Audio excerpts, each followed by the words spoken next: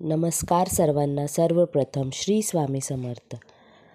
तर आजच्या व्हिडिओमध्ये मी नाम जप कसं करायचं, नाम जप करण्याची योग्य पद्धत कोणती, नामातून अनेक अडचणी सोडवता येतात त्यासाठी कसे नामस्मरण करावे, नामस्मरण करताना कंटाळा व आळस येतो तर असे कित्येक प्रश्नाचे उत्तर मी आज या व्हिडिओमध्ये घेऊन आलेली आहे.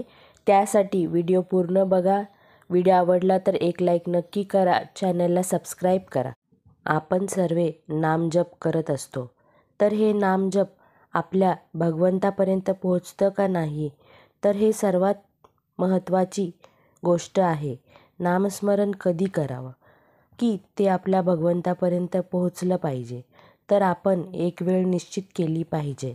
तर ती सकाळ असो किंवा संध्याकाळ असो, किंवा इतके मिनिटे मी नामस्मरण करणार, काही झालं तरी मी भगवंताचं नाम घेतल्याशिवाय राहणार नाही. आपण बसून निश्चयपूर्वक वेळोवेळी जर आपण नामस्मरण करत असतो तरच ते नाम आपल्या अंतरंगात भिनतं. म्हणून सगळ्यात महत्त्वाची गोष्ट की आपण दररोज 2 वेळा सकाळ संध्याकाळ नामस्मरण करणे अत्यंत गरजेचे आहे. नामस्मरण करताना कधीही जमिनीवर न बसता काहीतरी आसन घेऊन बसावं व कधीही सरळ बसावे व माळ घेऊनच नामस्मरण करावा.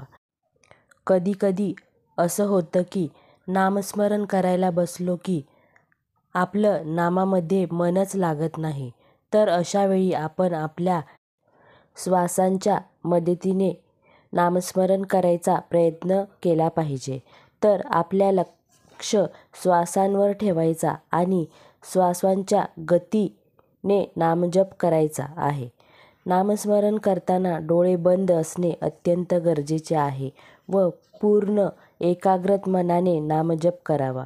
पहाटेच्या वेळी नामस्मरण करणे अत्यंत प्रभावी असते व पहाटेच्या वेळी केलेले नामस्मरण हे भगवंताकडे नक्कीच पोहोचते.